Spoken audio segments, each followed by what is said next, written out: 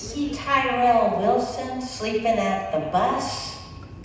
That's because it's dangerous if the Clanville police sees us.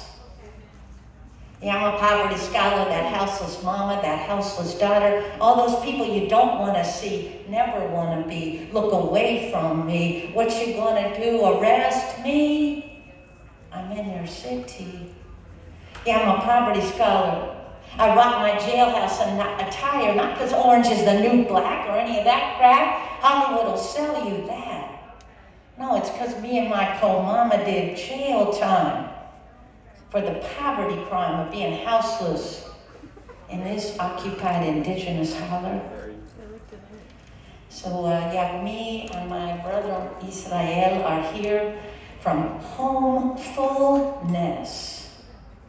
Homefullness. A homeless people's solution to homelessness. A lot of people like to talk about the homeless problem.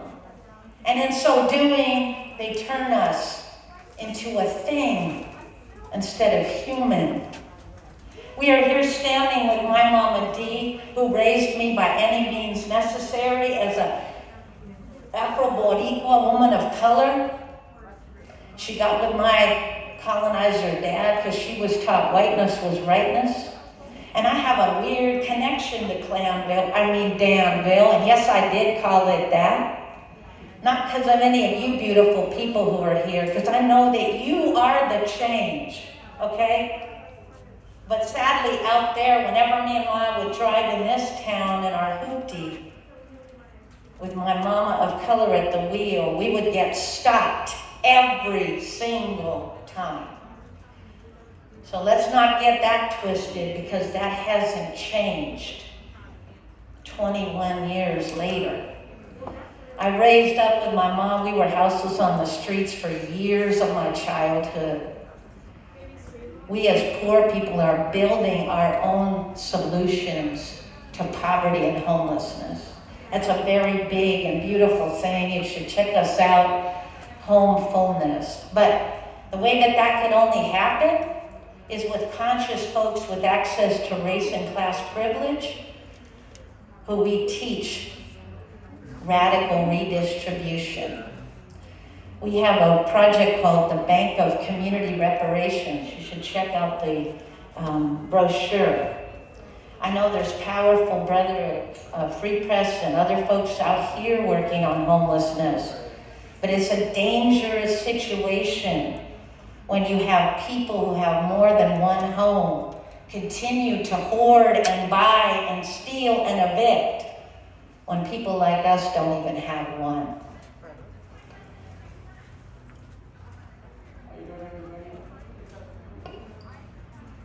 How you doing, everybody? My name is Israel. I'm formerly homeless, and now resident at Homefullness. Homefullness, the project is self-determination in every single race, no matter what color you are, or where you come from, as long as you be willing to keep the change, the government, they want to poor people be survive, do their own things. And right now we do Homefullness being staff for the city, the Oakland, many times, because they don't believe that the poor people can do their own solution, and they still don't want it to, because they don't want to get any money from this project. All about is money for this government, for these cities, And then poor people, self-determination, and want to be, live. All the people, they want to change and keep fighting for their freedom. The Homefullness, all blessed. Thank you.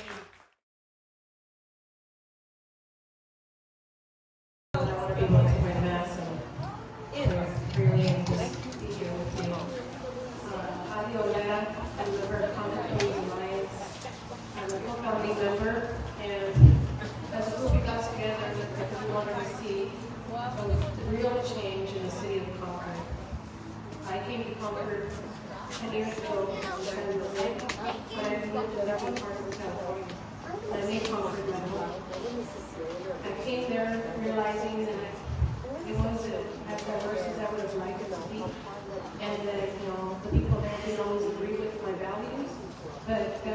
me from getting involved or speaking up on issues, and I just started finding my people. And we decided to build Concord Community Alliance and model it after the Richmond Progressive Alliance, which now has a statewide organization called You know, we're bringing existing community groups and residents together to educate, advocate, and empower people to run for office. But as we're doing that, we're also lifting the issues by telling story, educating, bringing people to conversations, and trying to bring them together to address it at city council levels or any other commissions or groups that have power over the decisions that are made on the issues. And most recently, we've worked on issues like redistricting, we ran candidates for office, we've worked on land development issues. One big major one affecting us right now is the casino development. They've gotten a big, large contract to develop land on the lonely land, called the Concord weapon station. And we know in their history as thieves and people who have threatened our indigenous people. So we've come out aggressively against this decision by our city council with no promises. We've also started to do action items around housing and homelessness and reimagining public safety, which you know I can call defunding the police. In many spaces, we're not welcome unless we use that term. You'll often find us, our CCA members at city council meeting, talking during general public time, talking about, you know, what is happening in their city, how is it affecting them, and how is it affecting their neighbors. And in that moment, we try to also talk on issues on the agenda and bring it up again. And if not, we do actions outside of city council. Because of the pandemic, we had to get creative and do Zoom in different ways to show that we're in solidarity. But you know, this is what you gotta do. You can't become invisible, even though we are Zooming in meetings in the pandemic. So last year we formed an action team on homelessness, and we managed to get some councils and really musicians to address the issue for the subcommittee, and they agreed to hire a social worker, which they lacked, to address the homelessness issue, and to hire a case manager that would, community services manager that would actually do the research and grant writing and planning on how to address it for the city. We know that it's taking too long. Meanwhile, our unhoused neighbors are being swept on the daily. Even a small group of ours on an action team can't meet the demand to help our unhoused neighbors. And as CCA, I mentioned that we're constantly trying to grow and bring groups together. So when you come to CCA, you don't have to leave your group's identity elsewhere. You're bringing that voice to the table. And as one of our newest members, and I'm so lucky to be part of collaboration with, is Trevor, who's part of the Free Press.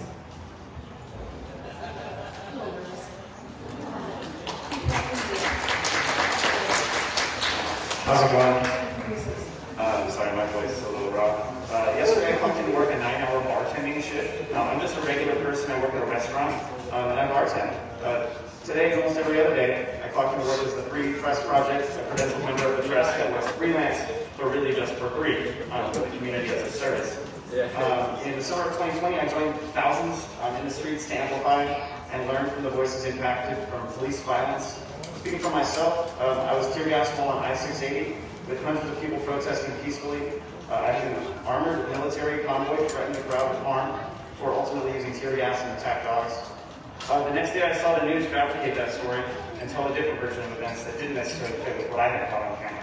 And so I went out the next day, and the day after that, and the day after that, and hundreds more times, and I marched thousands of miles in cities all across the Bay Area. Every city from San Jose to Sacramento has had a movement, and I've been in literally all of them.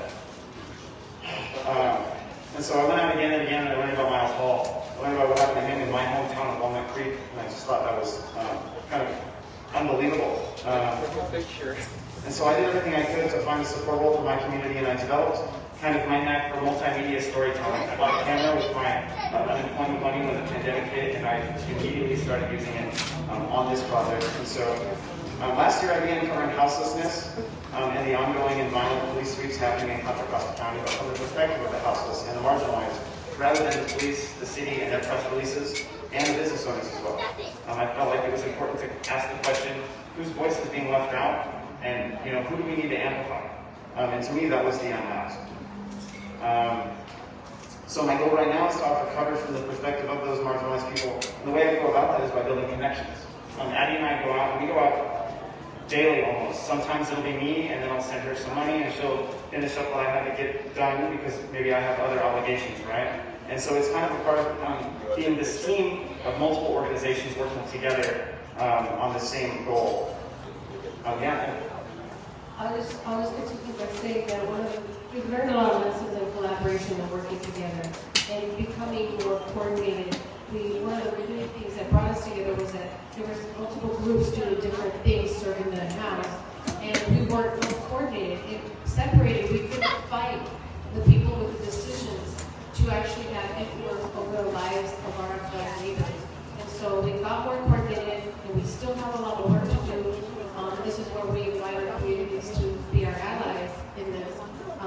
And even if you want to do it in your own city, we're helping to tell you about our struggles, our challenges of sexism, and how you might, start making influence. Because we've learned from other groups like I want to call them veterans who did the Trinity Center on Walnut Creek, nor the family members did Camp Hope and Latinos. These are people who've been doing the work way longer than us, but we learn from them and we want to share with others. We've learned the main thing is that our unhoused community does not trust Concord people.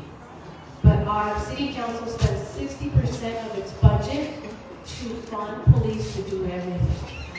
They are the solution to homelessness right now. The solution is sweeping. Now they're trying to paint a pretty picture that the police is kind, that they're protecting everyone, but no. Really they're protecting homeowners like myself, from the eyesore. That's not what I want.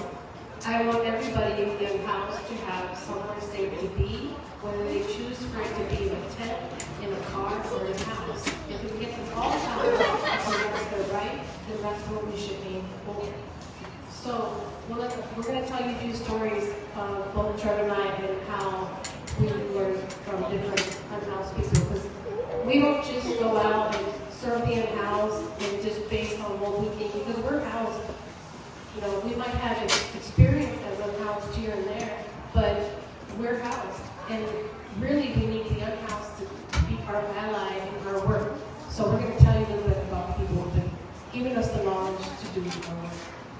I want to talk about one of the staff. What our city is doing is they have some money, and what they've done with it is they've funneled money to the county to hire people to solve the homelessness. They have several programs. And what that does, it removes control from the city Concord residents who want to make an influence decision on how this program should be run within its city. And one of the things that happens is they hire MHET officers. Sometimes only one officer. That everybody's been fighting for. We want MHET officers, but they hired him under the Concord Police Department. So when he shows up on an encampment, he shows up wearing guns. What does that do to someone who has a lot of trauma? We already know, but our city council doesn't get it. They don't get it. And when we bring it up, they just look at you and pity you. I don't understand. Like a cute cat looks at you. That's a big difference. Okay, so let's talk about Bob. You want to share about Bob? Why don't I share this video really quick? Well, let's do record. So yeah, all of the videos and all the media I do, I present those on social media. That is the most free platform for people to get anything. And so first and foremost, I post to Instagram, that it's reposted to Facebook, and I'm also on Twitter. And I create different content for all of them. This is content I made for Facebook specifically. I repurposed some Instagram content, so it's there also. Reggie is somebody we met on outreach at a recent displacement that was in the news. It was on San Miguel by the Concord skate park. And so he was the last person to show up, he was the last person to be evicted, and the police lied to him. I got it all on camera. Right, yeah. How you doing, man? No, the police lied to me, man. All right.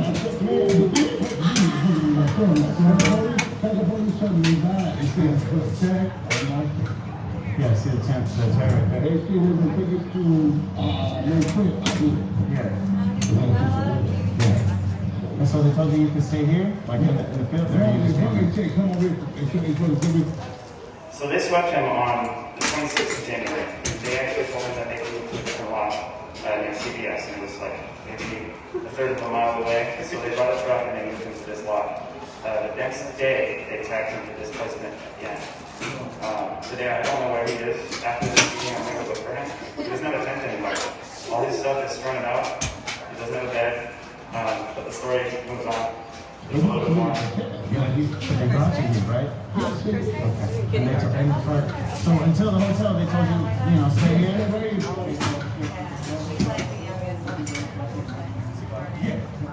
So there's no hotel that can move in this spot. Yeah, Stevie comes from the Richmond shelter, so he doesn't really want to go back. And I don't really want to go back. He's consulted the doctor, and his doctor told him not to go back. So when I talked to him about the new Concord home shelter, he said he didn't want to have a conversation. He doesn't want to go there at all. In any capacity, we will not accept anything but a hotel. And so what the city is telling us is that these people are resistant to services, but that's not really the case. Because he wants services. He doesn't want to be on the street. But the services aren't meeting his needs. They're putting him at risk and in jeopardy. And so there are quite a few things in place, like the CDC has issued a statement. There's a court ruling that Annie will talk about. Above all else, all of the power to stop this from happening. So kind of what I do is I share the story, but I also give you the opportunity via a call to action to email the city council. Many of which know what's going on. They're choosing to ignore it. Some of them are actually campaigning right now for county board of supervisors. That individual, he lives in Carlin, the Laudemer District, District 2. I raised this issue and another issue of another unhoused person that we'll talk about. And she decided to disable comments on her Facebook or on her Instagram page in order to prevent more people from reaching out to her publicly. More than 20 people reached out, and then she ceased the conversation in that avenue. And so she wanted to take that to email to discuss these things privately. But I'm still out here. I'm on her Facebook. She hasn't stopped me from commenting there. She hasn't stopped anybody else. And so I encourage you to please let her know, as well as the other council members and the mayor. So I was part of 25 people who lived on this land called Barton because it's under the tracks and it's property owned by Bart. So as we're doing this work, we're finding out that a lot of these landowners belong to somebody else because they're either Bart, state, under freeways, or on the side of freeways, and they're right in the middle of the cities. And so to us, they're just City of Concord property within the City of Concord properties, and they tried to sweep 25 people to elsewhere without being prepared and without having proper adequate shelter. So we started to use Martin versus Boise, a nice court ruling that said you can't sweep unhoused people unless you provide adequate shelter. Well, we don't really know what adequate means, but we're finding that we can start pressuring what we think is adequate. We're going to keep telling that story.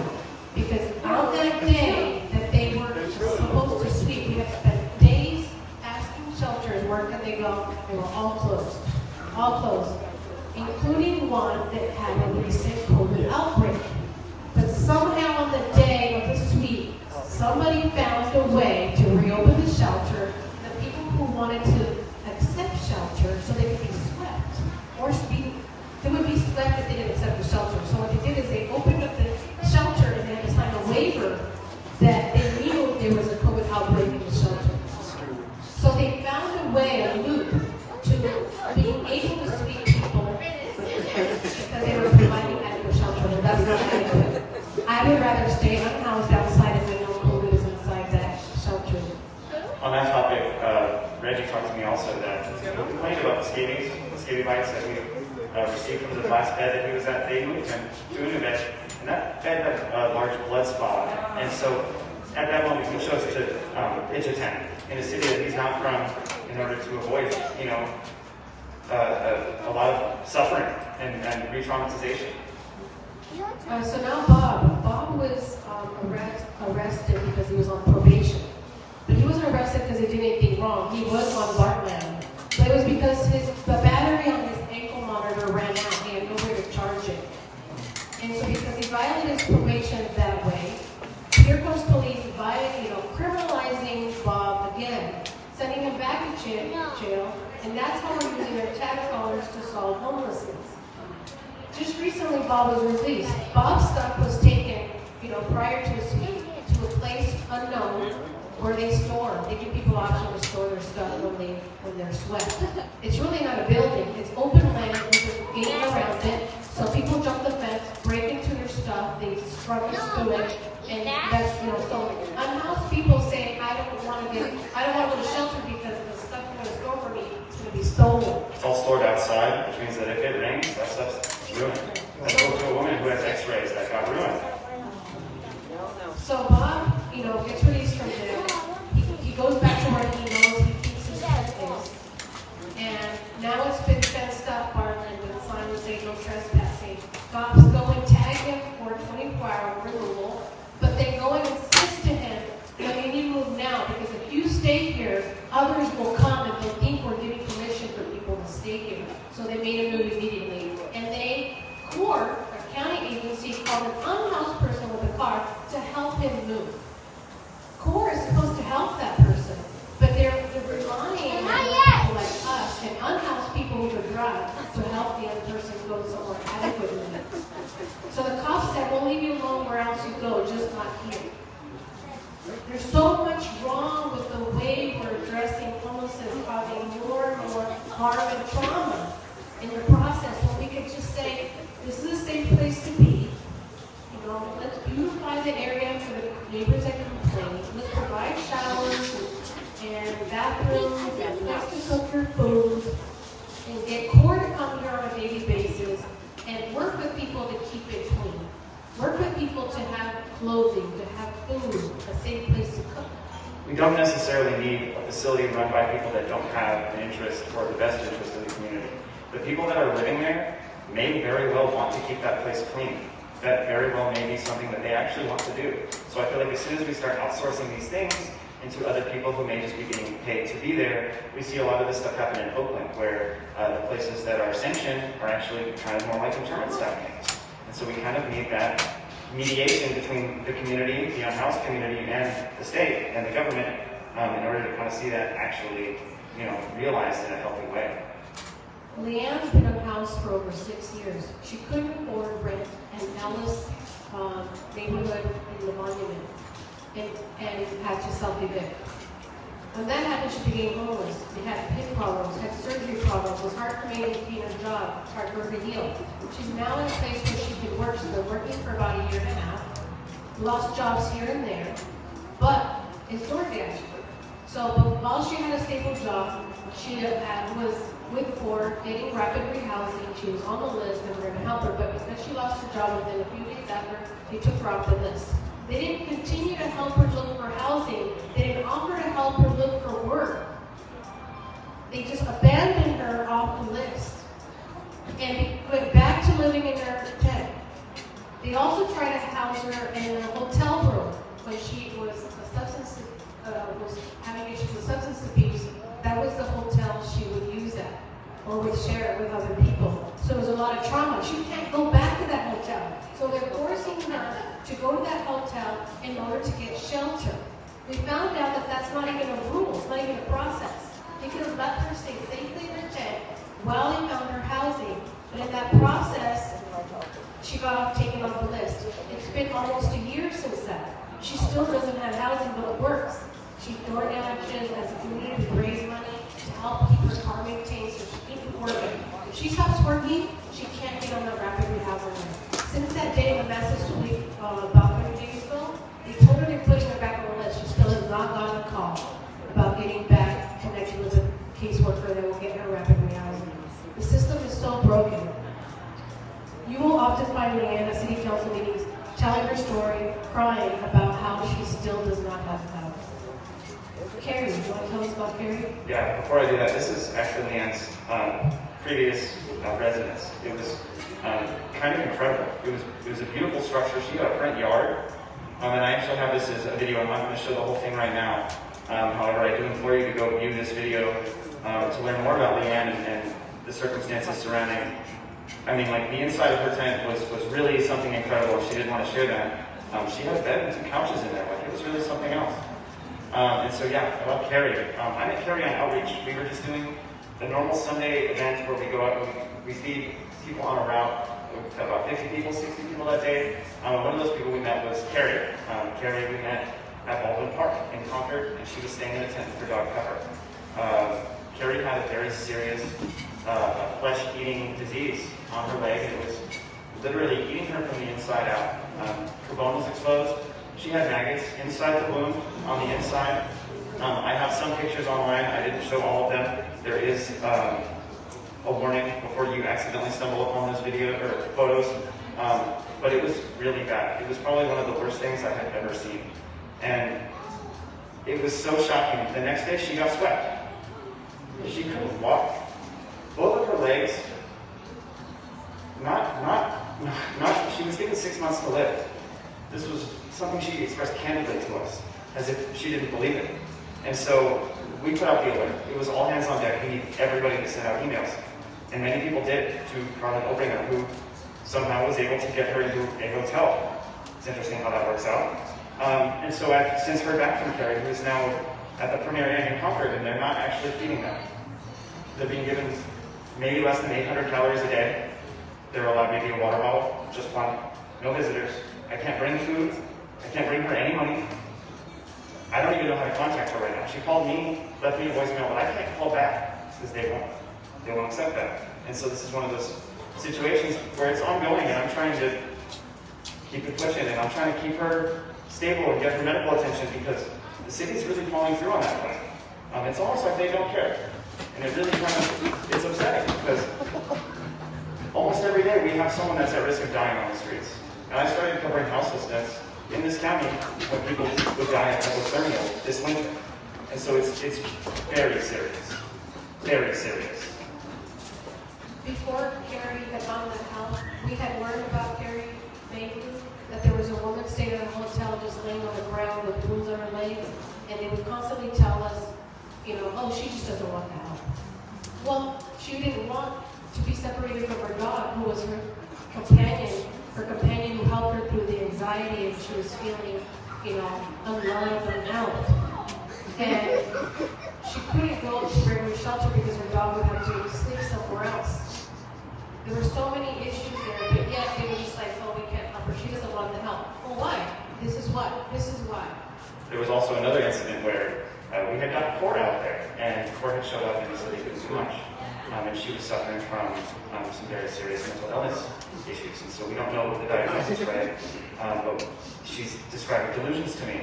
She's concerned that the government's going to try to take the dog away. And so that's a primary concern that was kind of keeping her there in that position. And it kind of took some advocacy, some people that she trusted to kind of say, hey, this is going to be okay. You can take your dog with you. But now it's on us because now she's in the hotel. And now we have to find a way to access her and keep her healthy because, once again, we're falling short. Abby and Tim, whose names have changed for their protection, they were part of that massive sweep. They went to that landlord, he said they could go.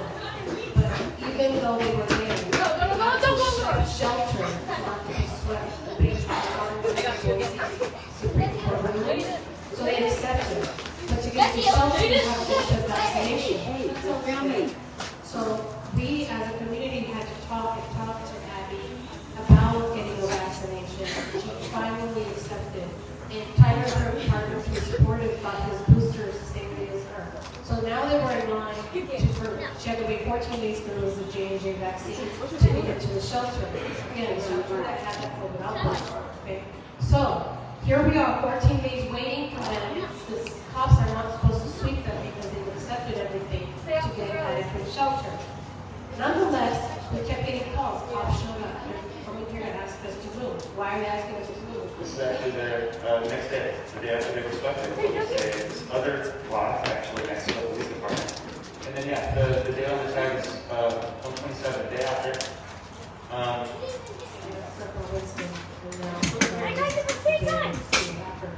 So, my point telling you the story is, I called the lieutenant and I said, Lieutenant Roberts, why are you going to them if they're accepting everything? They're following the rules. Oh, we have to continue to offer them the opportunity to move elsewhere.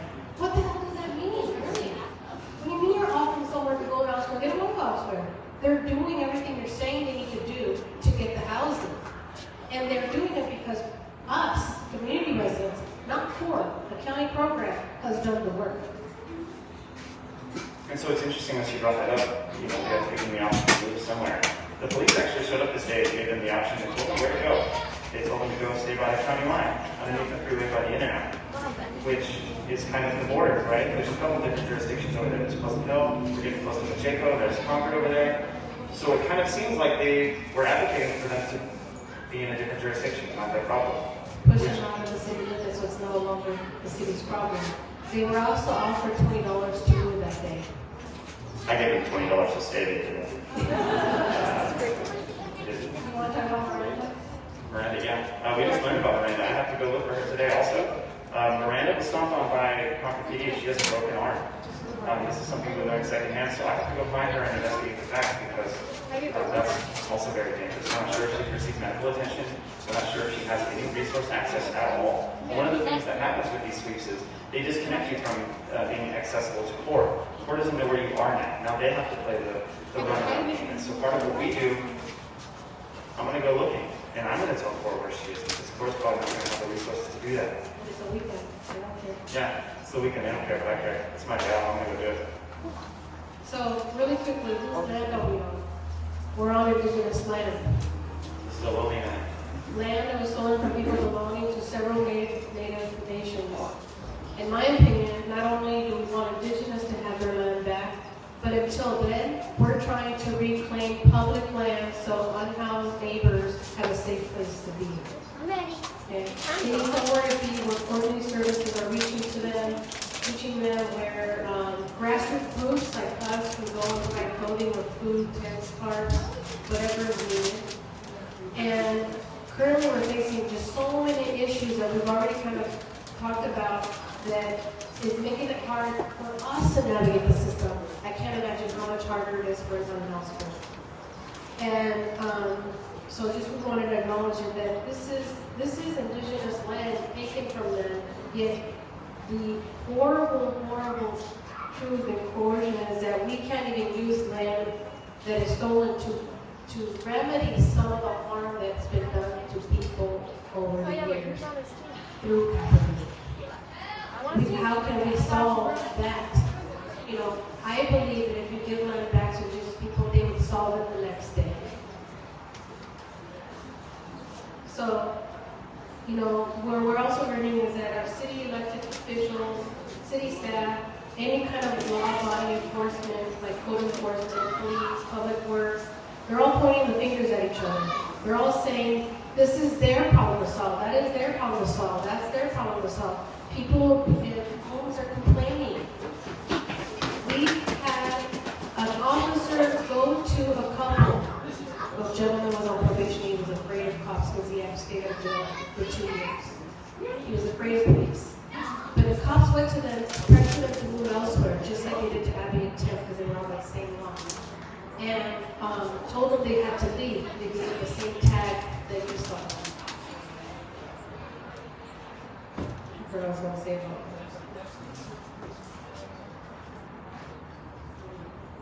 that. Okay. Sorry.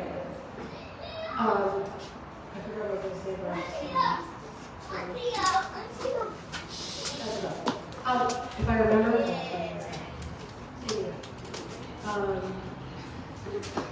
the last person I want to tell you about is Wanda. Wanda was living in her broken RV in a parking lot, which is state property, and Caltrans is the one that comes and cleans. It's actually not even a Caltrans worker, it's somebody that Caltrans outsourced to. I have a video talking to him about that, which is kind of damaging. Caltrans workers came, took this broken RV that was broken down, told Laudemer 4 or 5 friends that if they didn't leave the RV, they would be arrested.